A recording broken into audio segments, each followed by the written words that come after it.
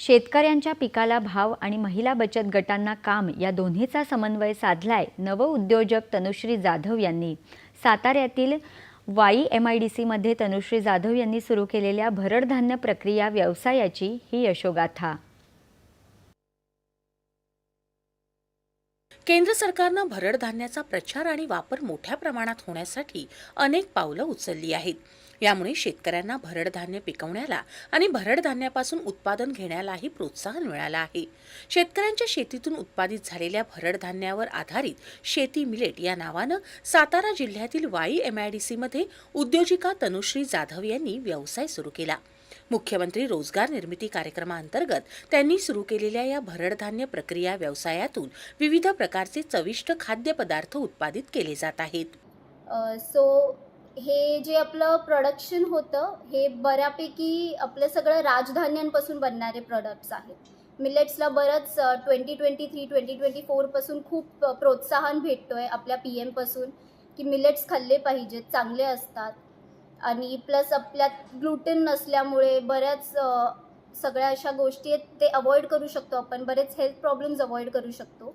म्हणून आम्ही हे प्रोडक्शन सुरू केलं। ह्यामध्ये आम्हाला CMEPGची खूप हेल्प झाली।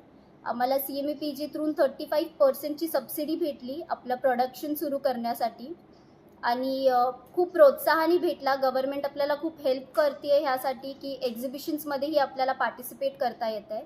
आम्ही हे पूर्ण प्रोडक्शन बनवतो आणि एक्झिबिशन्समध्ये सेल आउट करतो। 2011 पासून अशा प्रकारच्या उत्पादनांच्या विक्री क्षेत्रामध्ये काम करताना तनुश्री यांच्या आई सुरेखा जाधव यांनी अनेक महिला बचत गटांशी समन्वय राखत व्यवसायामध्ये वाढ केली आणि आता तनुश्री यांनी हा व्यवसाय आणखी विस्तारला आहे। त्यांच्या शेती मिलेट या कंपनीत ज्वारी, बाजरी आणि नाचणी यांचा वापर करून चटकदार चिवडा, चीज बॉल्स यांसारखे पदार्थ तयार केले जातात। या चिवड्याला बाजारपेठेमध्ये मोठ्या प्रमाणात मागणी आहे। विशेष म्हणजे यासाठी शेतकऱ्यांकडून वर्षाला प्रत्येकी सुमारे 150 टन ज्वारी, बाजरी आणि नाचणी खरेदी केली जाते। याचा शेतकऱ्यांना फायदा होत आहे।